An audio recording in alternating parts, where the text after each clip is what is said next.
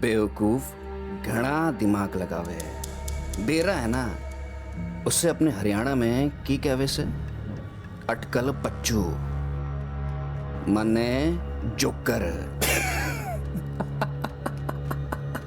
Panipat police वालों, तुम joker हो जोकर, अटकल पच्चू, बैल दिमाग। इंस्पेक्टर राजेंद्र चौधरी, पीएसआई सुरेश वशिष्ठ और एएसआई महेश त्यागी। तुम मुझे क्या, मेरी लंगोट भी ना ढूंढ पाओगे। सर, इस बार इसने पोस्ट बागपत से किया था।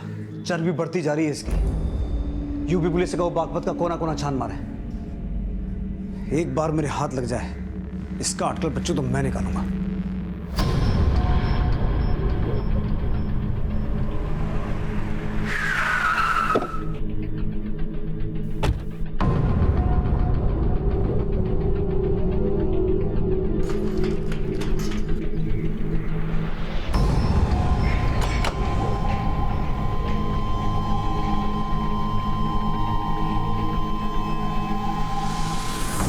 क्या सर, वो बागपत से भी भाग गया?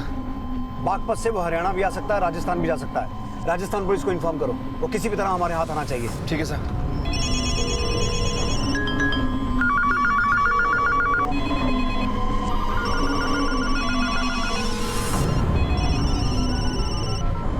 पुलिस को जोकर कहने वाला यह अपराधी पुलिस को चैलेंज करके बार बार चकमा दे रहा था। कौन था ये जो अपने सोशल मीडिया पोस्ट में बार बार पुलिस का मजाक उड़ा रहा था? बड़ा भारी बंदोबस्त है। चूड़ियां पहन लो पानीपत पुलिस वालों। बेवकूफों की पूरी फोर्स भी मिल जाए तो भी कोई मेरी पूछ ना फाड़ सकता।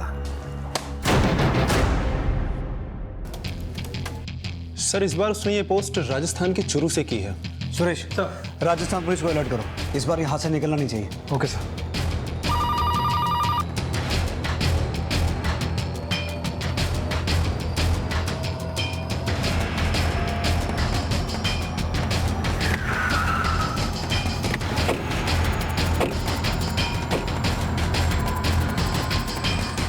क्या सर, वो चुरू से भी भाग गया?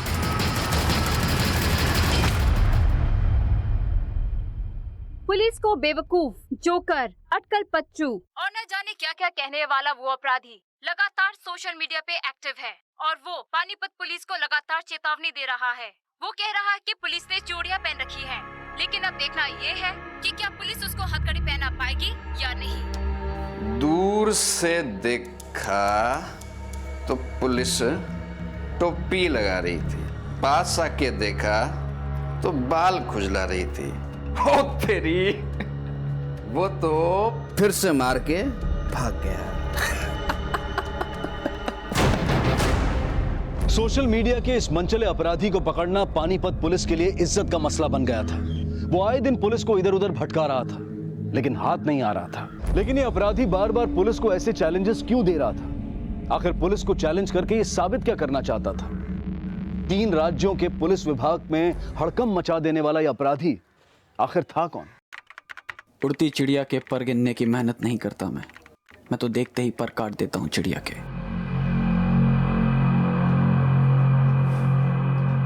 वाह, क्या कमाल लिखते हो। आपकी बातें तो सुन के कोई भी आप पे फिदा हो जाए। फिदा नहीं, फना कहते हैं। जो कह न सके उसको जुबां कहते हैं। वाह, आपकी बातें तो आपसे मिलने की तमन्ना बढ़ा रही है। भैया, हाँ? माँ बुला रही है, चलिए खाना खा लीजिए। तू चल, मैं आता हूँ। ठीक है? अरे नहीं नहीं नहीं, मुझे पता है आप वापस से इस लैपटॉप पे लग जाओगे। अरे चलिए ना, माँ और पापा दोनों इंतजार कर रहे हैं। तू चल, मैं आ रहा हूँ, बस 2 मिनट में आ रहा हूँ। ठीक है? जल्दी आना। हाँ हाँ हाँ। प्लीज एक बार मिल सकते हो? Let's take a break and hope for the best. भैया। हाँ?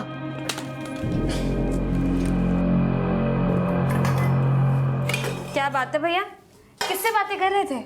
मेरे लिए भाभी मिल गई? नहीं रे पगली, जीजा ढूंढ रहा था। वो क्या है ना, तेरी उम्र हो गई है शादी की। अपनी उम्र देखिए, मेरी उम्र है।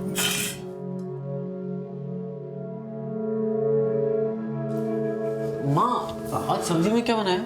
आलू गोभी। आलू गोभी? पर मैं तो पनीर अरे पनीर ला के देगा तब तो बनाऊंगी ना। कितनी बार बोला है कि अगर पनीर खानी हो तो हरिदास डेयरी से पनीर लेके आ जाया कर, लेकिन नहीं। लेकिन माँ शाम को तो भैया पनीर लेकर आए थे। क्या? पनीर लाया था? अच्छा कोई बात नहीं, कल बना दूंगी, ठीक है? मालती, लगता है तेरी दवा असर ना कर रही है। तू फिर सब कुछ भूलने लग गई। कल मेरे साथ डॉक्टर के पास चल तू। नहीं जी, मैं आपके साथ डॉक्टर के यहाँ नहीं जाऊंगी, मुझे ले जाएगा प्रमोद।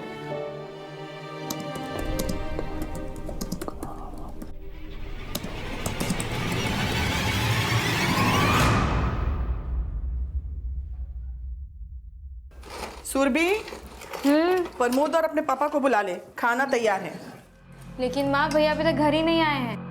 अच्छा, तो मैं भूल गई। प्रमोद अभी तक नहीं आया? नहीं। आप जिस नंबर को डायल कर रहे हैं वो इस समय स्विच ऑफ है। पापा, भैया का फोन तो स्विच ऑफ बता रहा है। अरे बेटा, हो सकता है उसके फोन की बैटरी उतर गई हो। उसके लैब में फोन करके पूछ। जी पापा। जी ठीक है। पापा, वो तो कह रहे हैं कि आज भैया लैब ही नहीं आए। लैब नहीं गया? मालती, आज सवेरे प्रमोद तुझे डॉक्टर के पास लेके गया था ना, और यहाँ दरवाजे पर छोड़ने के बाद वो ऑफिस जाने वाला था। जाने से पहले कुछ बोला प्रमोद? डॉक्टर? कौन डॉक्टर? अरे माँ, भैया आपको डॉक्टरनी के पास लेके गए थे ना। अरे इस भुलक्कड़ ने कुछ नहीं याद आवेगा। मैं प्रमोद के दोस्तों से जाके पूछता हूँ, शायद उन लोगों ने कुछ पता हो। माँ, आप याद करने की कोशिश कीजिए। भैया आपको डॉक्टरनी के पास लेके गए थे, फिर कह रहे थे कि आपको घर छोड़ेंगे, उसके बाद लैब जाएंगे। भैया ने आपसे कुछ कहा था? तो प्रमोद आज ऑफिस नहीं पहुंचा, लेकिन सुबह ऑफिस जाने के लिए निकला था। जी, सवेरे तो वो अपनी माँ को डॉक्टर के पास दिखाने के लिए निकला था, और उसके बाद वो अपनी माँ को घर छोड़ने के बाद ही ऑफिस जाने वाला था। और अपनी माँ से उसने कुछ कहा भी था, पर उसकी माँ को कुछ याद नहीं आ रहा है कि क्या कहा था उसने। याद नहीं आ रहा मतलब? मेरी बीवी को भूलने की बीमारी है जी। तो प्रमोद अपनी माँ को कौन से डॉक्टर के पास लेके गया था? डॉक्टर सरोजनी वशिष्ठ, दिमाग की डॉक्टर हैं वो।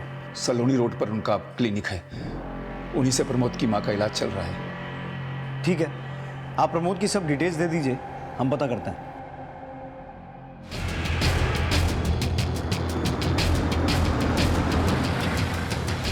सर, प्रमोद हमारे यहाँ लैब टेक्नीशियन है। सुबह फ़ोन करके उसने मुझसे छुट्टी मांगी थी। सर, बहुत ज़रूरी काम है, आप प्लीज़ एडजस्ट कर लीजिएगा। कोई बात नहीं Pramod, I will manage. Sir, वो कभी छुट्टी नहीं लेता, बहुत ही पंक्चुअल और हार्ड वर्किंग है। सुरेश, पता करो प्रमोद ने कल वाकई छुट्टी ली थी या उसका बॉस हमसे कुछ छुपा रहा है। ठीक है सर। हेलो। ठीक है सर, प्रमोद के फादर ने हमसे कहा था कि प्रमोद अपनी माँ को लेकर डॉक्टर सरोजनी की क्लिनिक गया, लेकिन अभी फोन पे पता चला है कि वो क्लिनिक कल बंद था।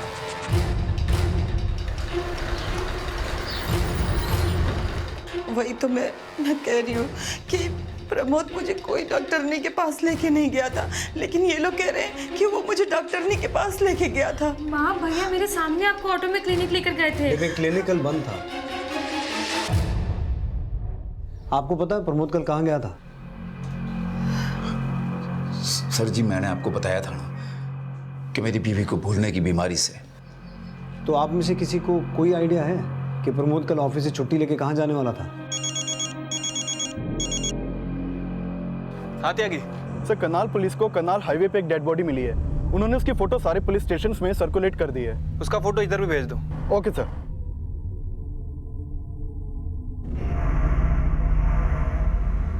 कल जब प्रमोद घर से निकला था तो उसने कौन से रंग के कपड़े पहने हुए थे? सर, भैया ने लाइट पर्पल कलर की शर्ट और ब्लैक पैंट पहनी थी।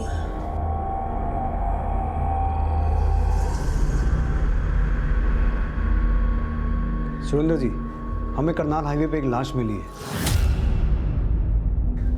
क्या ये प्रमोद?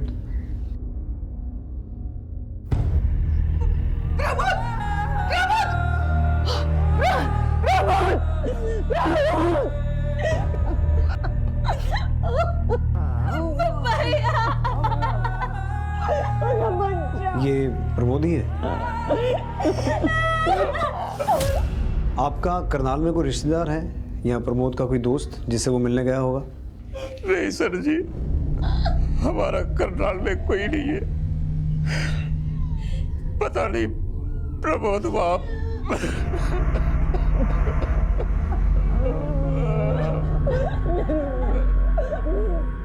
ये बॉडी हमारी पेट्रोलिंग टीम को हाईवे के पास पड़ी मिली थी।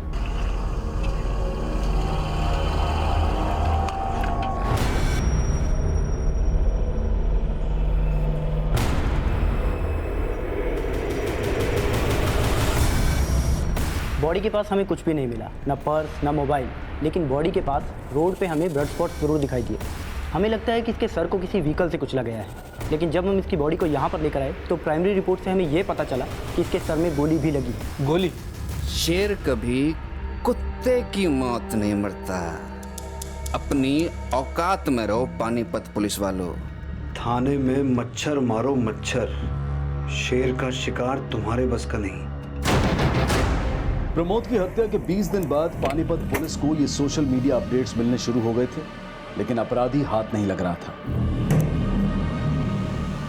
लेकिन सोशल मीडिया के उस मंचले का प्रमोद के मर्डर से क्या कनेक्शन था, और मौजूदा वक्त में जो लाश करनाल से मिली थी उसका चेहरा पहचानना मुश्किल था। लेकिन प्रमोद के पेरेंट्स ने बताया कि बॉडी पर जो कपड़े थे वो प्रमोद के थे, इसलिए बॉडी की आइडेंटिटी को कंफर्म करने के लिए डीएनए टेस्ट किया जा रहा था, और प्रमोद के कॉल रिकॉर्ड से इस केस की गुत्थी को सुलझाने की कोशिश की जा रही थी। सर, प्रमोद का फोन उस दिन करनाल में ही बंद हुआ था, और सर उसके फोन से आखिरी कॉल किसी आशीष धूमल को की गई थी। सर, ये आशीष समालखा का रहने वाला है, और इसका फोन भी रात 11 बजे तक करनाल में एक्टिव था। ये देखिए। तो हो सकता है आशीष उस दिन प्रमोद के साथ ही हो। उठा के लाओ इसे। Okay sir. साहब, प्रमोद मेरा दोस्त था, मैं अक्सर करनाल जाता रहता था। कल उसने फ़ोन करके मुझे करनाल तक की लिफ्ट मांगी थी। मैंने उसे पानीपत से पिक किया और करनाल हाईवे पे छोड़ दिया। वो रात को मेरे साथ पानीपत आने वाला था, बोल रहा था कि फ्री होगा तो मुझे कॉल करेगा, लेकिन उसने कॉल नहीं किया, और जब मैंने उसे कॉल किया तो उसका फ़ोन ऑफ आ रहा था। उसने अपना फ़ोन ऑफ कर रखा था या तूने फ़ोन के साथ साथ उसे भी ऑफ कर दिया? आप यो क्या बोल रहे हैं? प्रमोद मेरा दोस्त था। हमें प्रमोद की डेड बॉडी करनाल हाईवे पे मिली थी, और उस रात तू भी करनाल में था। साहब, मैं आए दिन करनाल आता जाता रहता हूँ। प्रमोद को वहाँ ड्रॉप करके मैं अपनी पार्टी के पास आ गया था। कैसी पार्टी? सर, मैं लैब इक्विपमेंट सप्लाई करता हूँ। कल मैं जीटी लैब में था, आप चाहो तो पूछ सकते हो। पता करो इस आशीष और प्रमोद का आपस में रिश्ता कैसा था, और जिस जीटी लैब के बारे में बात कर रहा है वहाँ से पूछताछ करो। अगर ये झूठ बोल रहा है तो सच जल्दी सामने आ जाएगा। सर, करनाल पुलिस ने प्रमोद की लाश की पोस्टमार्टम रिपोर्ट भेजी है। पोस्टमार्टम रिपोर्ट के हिसाब से प्रमोद की हत्या सर में गोली लगने से हुई, और उसके सर में कांच के टुकड़े भी मिले हैं। और इस रिपोर्ट में यह भी मेंशन किया हुआ है कि हत्या के वक्त प्रमोद ने बहुत शराब पी रखी थी। सर, इसका मतलब ये हुआ कि नशे की हालत में पहले उसके सर पे कांच के ऑब्जेक्ट से वार किया गया, और उसके बाद उसके सर पे गोली मारी गई। अगर हत्या गोली मार के की गई तो फिर चेहरा क्यों बिगाड़ा गया? सर, हो सकता है कि बॉडी की पहचान ना हो सके इसलिए, क्योंकि किलर को डर था कि अगर बॉडी की पहचान हो जाती तो उसे पकड़ा जा सकता था। और सर, वैसे भी ना तो बॉडी के पास हमें कोई मोबाइल फ़ोन मिला है, ना ही पर्स, और ना ही और कुछ। मैं कुत्ते भी ऐसे पालता हूँ कि कोई मेरे खिलाफ मुंह नहीं खोलता। जिसको दबोचना है दबोच लो, लेकिन मुझे नहीं ढूंढ पाओगे। मौजूदा वक्त से 17 दिन बाद पुलिस को यह चेतावनी मिली थी, और मौजूदा वक्त में पुलिस प्रमोद की हत्या में आशीष की भूमिका खंगाल रही थी। आशीष अपने बयान पर कायम था, और अब पुलिस प्रमोद की फैमिली से दोबारा प्रमोद के करनाल जाने की वजह जानने की कोशिश कर रही थी। हाँ, मुझे याद आया, उस दिन प्रमोद और मैं क्लिनिक गए थे। वहाँ क्लिनिक बंद था, फिर वापस प्रमोद ने मुझे घर छोड़ दिया, और वो कुछ कह रहा था। क्या कह रहा था? याद करने की कोशिश कीजिए।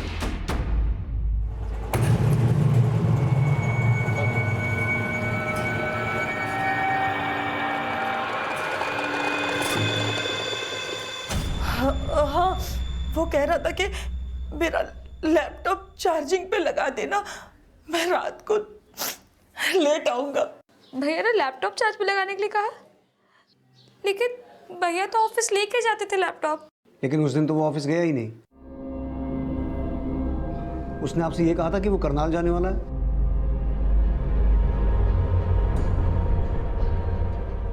साहब, मुझे कुछ याद नहीं आ रहा। अच्छा, पिछले कुछ दिनों से प्रमोद का बर्ताव कैसा था? कोई ऐसी चीज जो आपने नोटिस की हो, आपको अजीब लगी हो? हाँ सर, भैया ना कुछ दिनों से काफ़ी ऑनलाइन चैटिंग कर रहे थे। किससे चैटिंग कर रहे थे? ये तो मुझे नहीं पता सर, लेकिन मुझे लगा था। भैया। हाँ? किससे बातें कर रहे थे? मेरे लिए भाभी मिल गई। लेकिन भैया ने मेरी बात टाल दी। सर, हो सकता है कि भैया की कोई ऑनलाइन फ्रेंड हो जो करनाल में रहती हो। प्रमोद का सोशल नेटवर्किंग अकाउंट किस नाम से था वो बताइए, और उसका लैपटॉप लेके आइए। सर, प्रमोद ने अपना सोशल नेटवर्किंग अकाउंट करीब 1.5 साल पहले बनाया था। प्रमोद किस किस के टच में था? मुझे हर एक आदमी की डिटेल चाहिए। जी सर। सर, ये किसी दीपांकर नाम के लड़के से लगातार चैटिंग कर रहा था। एंड सर, लास्ट चैटिंग भी इसने दीपांकर से ही की थी। फिदा नहीं फना कहते हैं, जो कह न सके उसको जुबां कहते हैं। इसके जवाब में दीपांकर ने लिखा कि आपकी बातें आपसे मिलने की तमन्ना बढ़ा रही हैं, और फिर प्रमोद ने रिप्लाई किया, let's take a break and hope for the best. और 2 घंटे के बाद उनकी चैटिंग फिर से हुई, और इस बार प्रमोद ने लिखा, ठीक है तो कल मिलते हैं, लेकिन कहाँ? करनाल? तो इसका मतलब है प्रमोद को दीपांकर ने करनाल बुलाया था, लेकिन किस जगह बुलाया था ये मेंशन नहीं किया हुआ है। दीपांकर के इस सोशल नेटवर्किंग अकाउंट से उसका नंबर मिल सकता है? सर, जो नंबर इसके अकाउंट पर ऐड होगा वो मैं आपको दे सकता हूँ। सर, ये नंबर है दीपांकर का। सुरेश,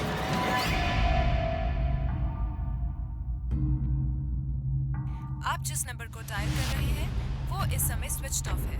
सर, नंबर बंद है। ये नंबर सर्विलेंस पे डालो, इसके कॉल रिकॉर्ड्स निकालो। मुझे दीपांकर की हर एक डिटेल चाहिए। जी सर। हो सकता है प्रमोद की हत्या में दीपांकर का ही हाथ है, और ये भी हो सकता है कि प्रमोद की फैमिली इस दीपांकर को जानती हो।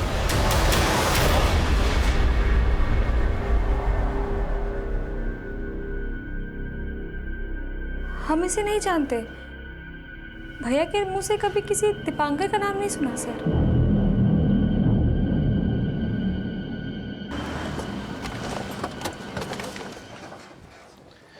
सर, दीपांकर का फ़ोन राजस्थान के अलवर के एक एड्रेस पर रजिस्टर्ड है। सर, मैंने वहाँ पे अलवर पुलिस को भेजा था। उन्होंने बताया कि उसका घर पिछले 6 महीनों से बंद है। सर, दीपांकर और प्रमोद की दोस्ती 2 महीने पहले ऑनलाइन हुई थी, और उसके 1 महीने पहले तक दीपांकर की लोकेशन राजस्थान के कोटा की थी, और उसके बाद उसकी लोकेशन लगातार करनाल की रहने लगी। इसका मतलब है दीपांकर का करनाल में कोई ठिकाना होगा जहाँ उसने प्रमोद को बुलाया था। हो सकता है सर। मैंने कोटा पुलिस और करनाल पुलिस दोनों जगह दीपांकर की फ़ोटो को भेज दिया है। सर, ये दीपांकर के कॉल रिकॉर्ड से एक नया नंबर सामने आया है, किसी मधुबाला का है। ये दीपांकर और ये मधुबाला दोनों ही लगातार कॉल एक्सचेंज करते थे। मधुबाला कौन है ये? सर, मैंने इसके बारे में पता किया है। कोटा के हॉस्पिटल में नर्स है और वहीं हॉस्टल में रहती है।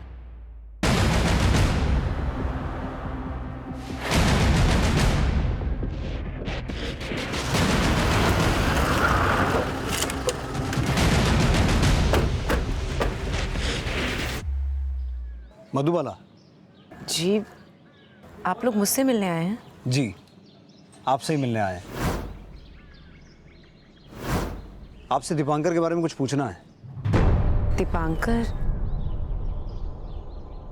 आपका चेहरा बता रहा है कि आप दीपांकर को अच्छे से जानती हैं। जी जानती हूँ, पर आप उसके बारे में क्या जानना चाहते हैं? आजकल कहाँ है वो? सर, मुझे नहीं पता।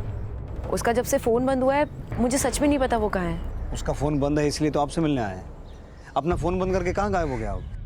मुझे खुद हैरानी हो रही है कि वो अपना फ़ोन बंद करके कहाँ गायब हो गया है, पर आप उसके बारे में क्यों पूछ रहे हैं? मर्डर किया उसने अपने दोस्त का। पहचानती हैं इसे? सर, ये कौन है? मैं दीपांकर के किसी दोस्त को नहीं जानती। मुझे तो लगता है आप लोगों को गलतफहमी हुई होगी। इतना भरोसा है आपको दीपांकर पे? वैसे आप दोनों का रिश्ता क्या है? मैं और दीपांकर कैजुअल फ्रेंड्स हैं बस। और अब तो काफ़ी वक्त हो गया वो मुझसे यहाँ मिलने भी नहीं आया। मुझे तो ये भी नहीं पता वो कहाँ रहता है। और इसके अलावा मैं आपको और कुछ नहीं बता सकती क्योंकि और कुछ नहीं जानती।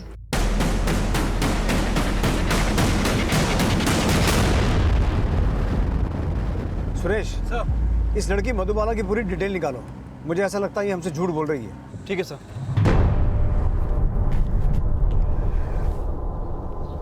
आप जिस नंबर को डायल कर रहे हैं वो इस समय स्विच्ड ऑफ है।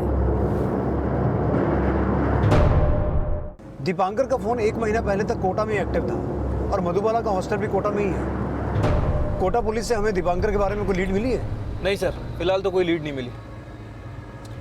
कोटा, चुरू, सोनीपत, भागपत, हर जगह धूल चटवाई है तुम्हें। अब तो मान लो शेर को पकड़ना मुश्किल ही नहीं नामुमकिन है। ये चैलेंज पुलिस को मौजूदा वक्त से 13 दिन बाद मिला था और मौजूदा वक्त में प्रमोद मर्डर केस के प्राइम सस्पेक्ट दीपांकर का चौंका देने वाला इतिहास सामने आया था। सर, ये दीपांकर तो बहुत ही पहुंचा क्रिमिनल निकला। अर्बल पुलिस ने इसके बारे में सारी इन्फॉर्मेशन भेजी। सर, कुछ महीने पहले शराब बेचने का धंधा करता था। सर, कॉन्ट्रैक्ट किलर है। राजस्थान के बहुत सारे बिजनेसमैन को धमकाने का आरोप लगा हुआ है। और सर, एक अलवर के बिजनेसमैन को मारने का आरोप भी है। और सर, डीएनए रिपोर्ट से कंफर्म हो गया कि जो लाश करनाल के हाईवे पर मिली थी वो प्रमोद की है। अगर दीपांकर एक कॉन्ट्रैक्ट किलर है और उसी ने प्रमोद को मारा है तो एक कॉन्ट्रैक्ट किलर मामूली से लैब टेक्नीशियन को क्यों मारेगा?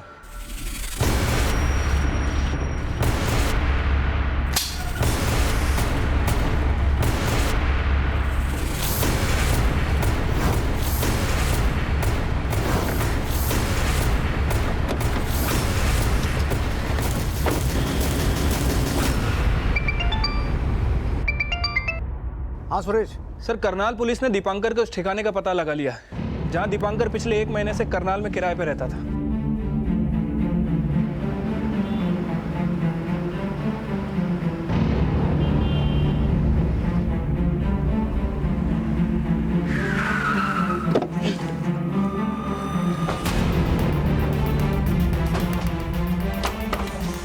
ताला तोड़ो।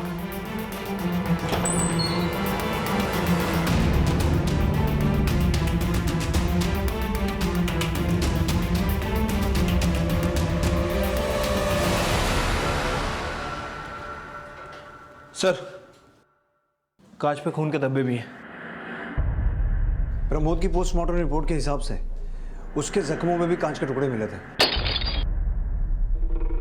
मुझे लगता है प्रमोद का मर्डर यही हुआ है। सुरेश, इन कांच के टुकड़ों पे जो ब्लड स्टेन्स हैं इन्हें प्रमोद के ब्लड ग्रुप से मैच करवा के देखो और इस जगह से लेकर हाईवे की वो जगह जहां प्रमोद की डेड बॉडी मिली थी पूरे रास्ते में पूछताछ करो। ठीक है सर। शर्मा जी, इस घर के मालिक को बुलाइए। जी सर। आपने बिना पूछताछ के ये घर दीपांकर को किराए पे दे दिया? सर, दिखने में तो बहुत ही भोला भाला लगता था वो। मुझे बिल्कुल नहीं पता था कि दीपांकर क्रिमिनल भी है। इसे पहचानते हैं? नहीं सर। प्रमोद नाम है इसका। 12 सितंबर की रात एक करनाल आया था। इसका यहाँ आना जाना था? सर, मैंने कभी ध्यान नहीं दिया।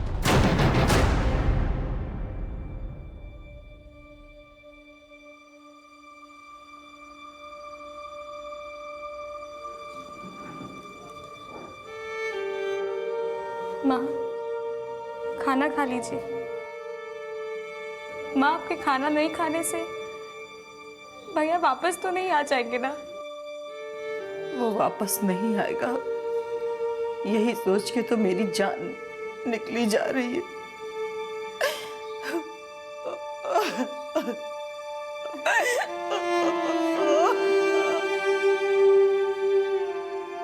प्रमोद के परिवार की आर्थिक स्थिति काफी कमजोर थी।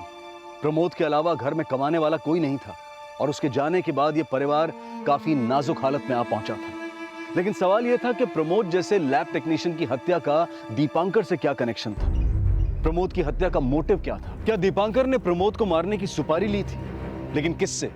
और क्या वजह थी कि दीपांकर ने सोशल मीडिया पर प्रमोद से दोस्ती की थी? क्या यह कोई षड्यंत्र था? इन सारे सवालों के जवाब दीपांकर की तलाश पर निर्भर थे और इसी बीच दीपांकर के करनाल वाले घर से मिले ब्लड स्टेन्स की फॉरेंसिक रिपोर्ट आई।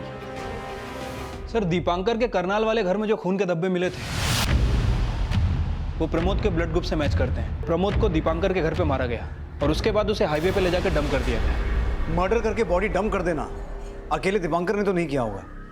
हो सकता है उस रात उसके साथ कोई और भी रहा हो। और सर दीपांकर के कॉल रिकॉर्ड से बहुत सारे नंबर सामने आए हैं जिन्हें फेक आईडी देकर खरीदा गया था, लेकिन फिलहाल सारे नंबर बंद हैं। सर कहीं ऐसा तो नहीं कि यही लोग दीपांकर की गैंग के हों? लेकिन सुरेश, एक बात मुझे शुरू से खटक रही है, प्रमोद जैसा मामूली सा लैब टेक्नीशियन दीपांकर जैसे अपराधी से ऑनलाइन चैटिंग क्यों कर रहा था? कहीं ऐसा तो नहीं कि प्रमोद का दीपांकर के अपराधों से कोई कनेक्शन हो और यही उसकी मौत की वजह बना? इस प्रमोद की भी पूरी हिस्ट्री निकालो। सर मैंने मधुबाला के कॉल रिकॉर्ड चेक किए। सर मधुबाला का नंबर पिछले दिनों करनाल में एक्टिव रहता था।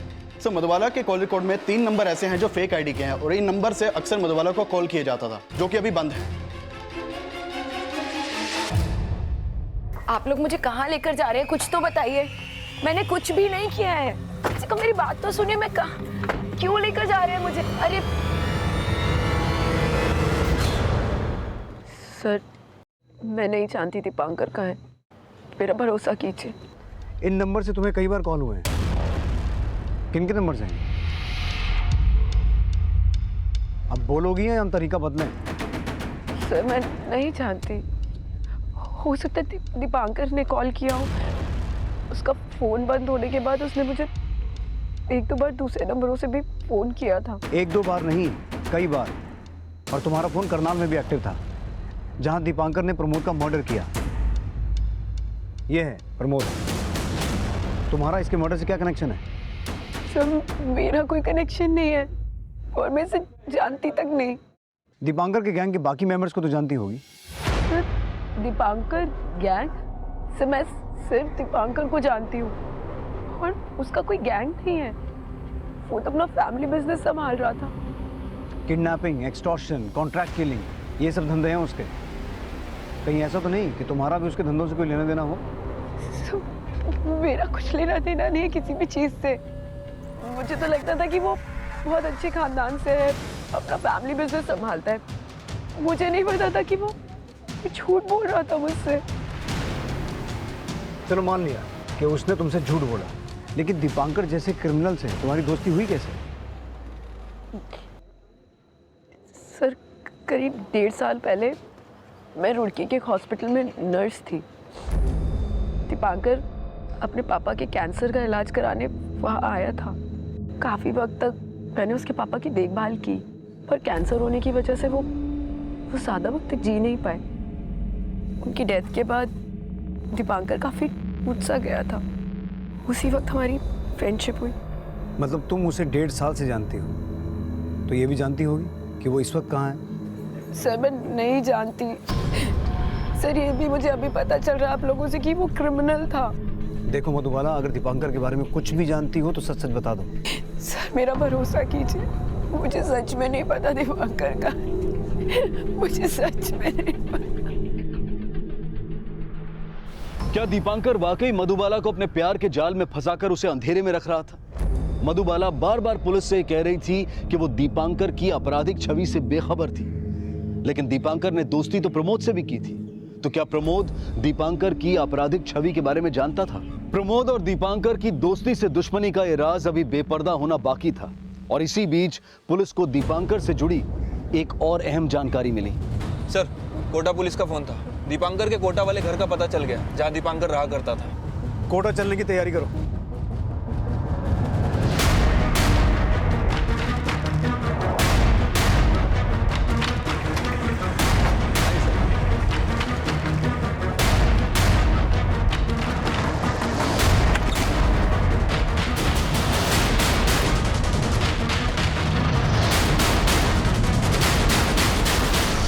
सर यहाँ तो ऐसा कुछ भी नहीं मिला है जिससे दीपांकर की लीड मिल सके।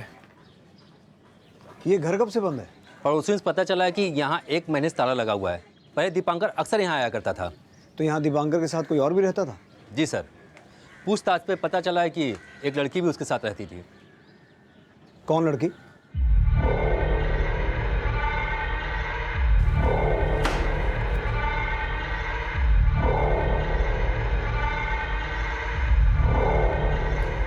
पापा। ये पैसे कहाँ से लाई तू? भैया के बॉस का फोन आया था, उन्होंने मुझे लैब बुलाया था। ये भैया की आखिरी सैलरी है।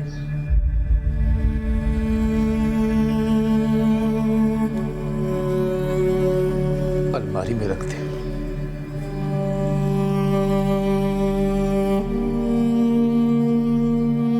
माँ, ये रही इस मंथ की सैलरी और ये रहा आपके लिए गिफ्ट। अरे बेटा, लेकिन इसकी क्या जरूरत थी? वैसे ही तेरे ऊपर घर के सारे खर्चे हैं, ऊपर से घर की लोन भी तू ही भरता है, फिर ये सब की क्या जरूरत थी बेटा? आप ना बहुत टेंशन लेते हो, आप ना थोड़ा रिलैक्स करो।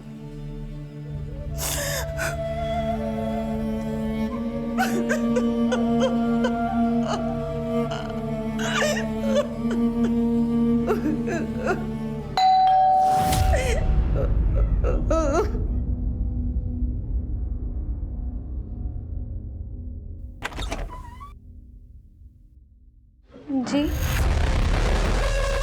पानीपत पुलिस वालों, तुम्हारी हिम्मत कैसे हुई एक निर्दोष लड़की को अरेस्ट करने की? सर, दीपांकर प्रमोद से जिस सोशल मीडिया अकाउंट से बात किया करता था वो दोबारा एक्टिव हो गया है। और सर, इसने इस बार ये पोस्ट किया है अंबाला से। पानीपत पुलिस वालों, तुम्हारी हिम्मत कैसे हुई एक निर्दोष लड़की को अरेस्ट करने की? मधुबाला को अभी के अभी छोड़ दो, वरना अंजाम बहुत बुरा होगा। सर, मैंने अंबाला पुलिस को इसकी लोकेशन अपडेट कर दी है। प्रमोद की हत्या के 10 दिन बाद दीपांकर ने सोशल मीडिया पर पहला धमकी भरा पोस्ट किया था और पुलिस को दीपांकर के हाइडआउट का भी पता चला था।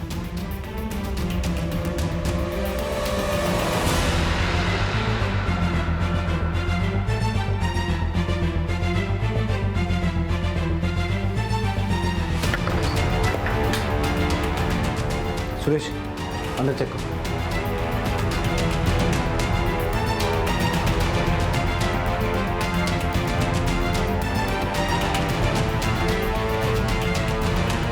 सर,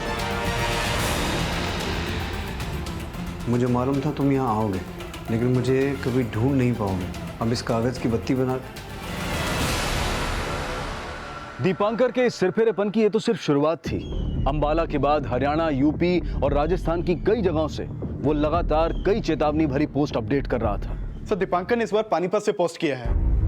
पानीपत पुलिस वालों, मैं खुद पानीपत में आ गया। हिम्मत है तो ढूंढ के दिखाओ।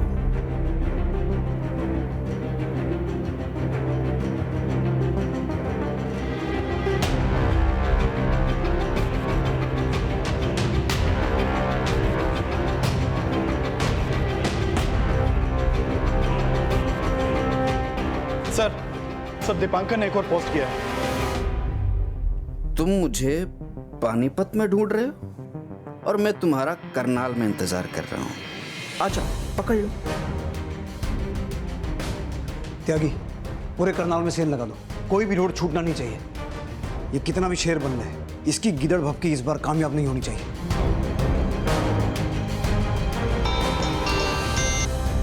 हाँ बोलो सुरेश। सर, दीपांकर ने इस बार आगरा से एक नया वीडियो पोस्ट किया है। वीडियो? मैंने मारा प्रमोद को। पानीपत पुलिस वालों, अगर मर्द हो तो मर्द से बातें करो, पकड़ के दिखाओ मुझे। आखिरी चेतावनी देता हूं, अगर उस मासूम मधुबाला को 2 दिन में नहीं छोड़ा तो उसके एक एक आंसू का बदला तुम सबसे लूंगा। तुम्हारे घर में घुस के तुम्हारी औरतों को उठा लूंगा, फिर ना अपनी वर्दी की इज्जत बचा पाओगे ना अपनी औरतों। पानी सर के ऊपर से गुजर रहा है, हमें किसी भी तरह इस आदमी को पकड़ना है, वरना पूरा मीडिया हमारी जगह सही करेगा। अपने खबरियों के नेटवर्क को फैलाओ, मुझे जल्द से जल्द आदमी अंदर चाहिए। मूव। Okay sir. पुलिस इस बार पूरी मुस्तैदी से दीपांकर को ट्रैक करने की कोशिश कर रही थी, लेकिन एक के बाद एक नई कोशिशों में असफलता हाथ लगने के बाद अब पुलिस को दीपांकर को पकड़ने का एक और मौका मिला था। जगह थी हरियाणा का सोनीपत शहर। बस इंतजार था दीपांकर और पुलिस के आमने सामने आने का।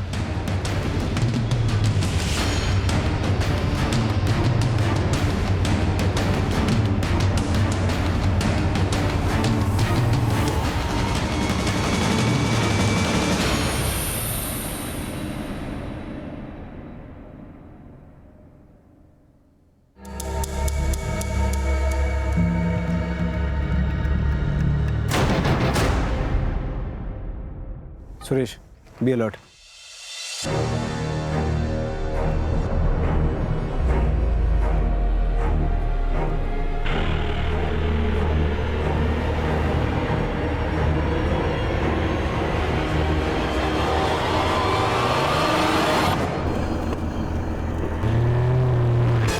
गाड़ियों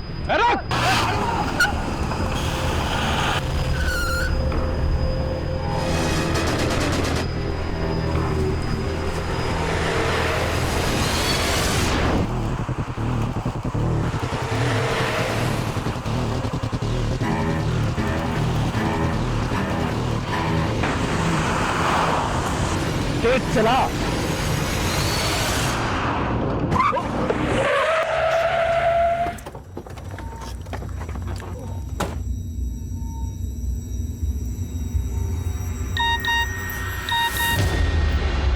सर,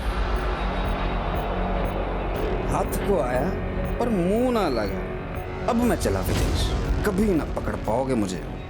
एक कुख्यात अपराधी अब विदेश भागने की फिराक में था और अब पुलिस ने अपने खबरी नेटवर्क को और भी सक्रिय कर दिया था। और कुछ दिनों बाद पुलिस को दीपांकर की एक और सूचना मिली। हाँ अशोक बोल। साहब, सोनीपत से यूपी के गाजीपुर में एक चांस मार सकते हो। चांस नहीं मारना अशोक, सीधे दबोचना है उसे। खबर बोल। दीपांकर उसके गैंग ने गाजीपुर में एक सुपारी ली है साहब, और आज रात वो किसी का मर्डर करने वाले हैं। उससे पहले हम उसे खत्म कर देंगे। तू ठिकाना बता उसका।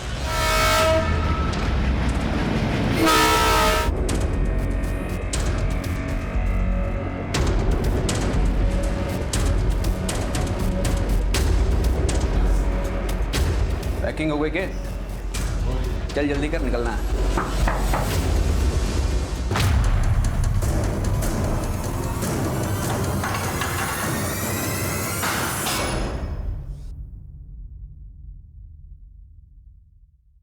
शेर तो कभी मुर्गा नहीं बनता। अब बोल, क्या है तू? प्रमोद को क्यों मारा? मैंने ना मारा किसी को, और सोशल नेटवर्किंग पे अकाउंट भी मेरा ना है। कोई मेरा फोटो डाल के बदनाम कर रहा है मुझे। ऐसा मैं कोर्ट में बोलूंगा।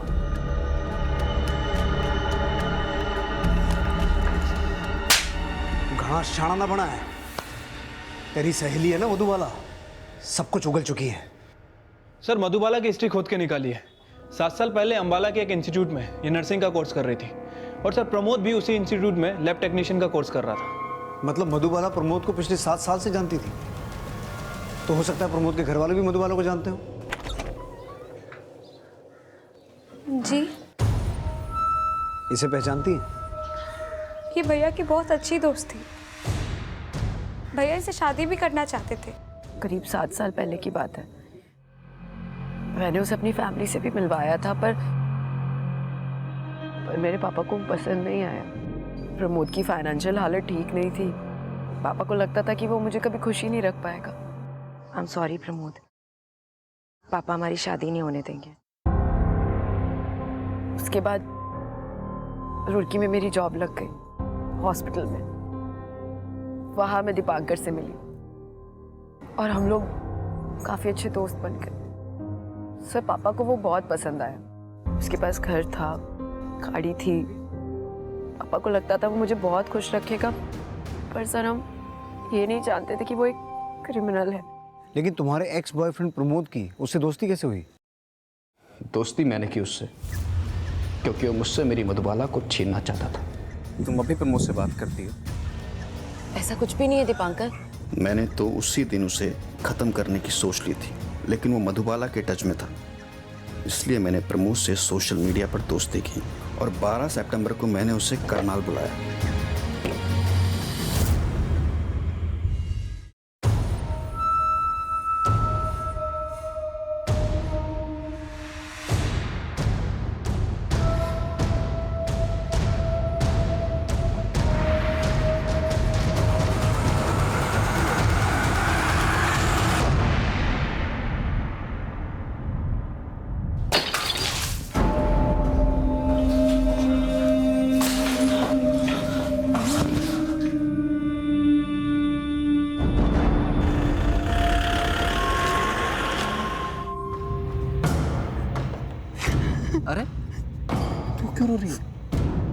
वो तो तेरा पास था ना।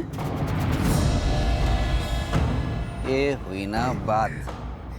चल अब अपने पास को कुचल दे और साबित कर कि तू मुझसे कितना प्यार करती है। अच्छा चल कुचल दे उसे। अरे चल कुचल, चलना। सर मैं दीपांकर को रोक नहीं पाई क्योंकि मैं उसके बच्चे की माँ।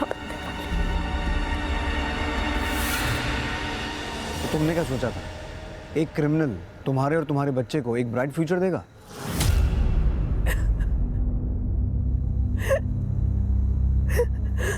झूठी चकाचौंध को देखकर हम अक्सर बुरे को अच्छा समझने की भूल कर बैठते हैं। दोस्ती, प्यार, शादी ये ऐसे रिश्ते हैं जिनका फैसला बहुत सोच समझ कर लिया जाता है। इसी विचार के साथ अब मैं अनूप सोनी आपसे विदा लेता हूं। फिर मुलाकात होगी अगले एपिसोड में एक और चौंका देने वाले केस के साथ। तब तक अपना और अपने परिवार का ख्याल रखें और देखते रहें क्राइम पेट्रोल सिटी क्राइम्स। सबक एक को सीख हम सबको। जय हिंद।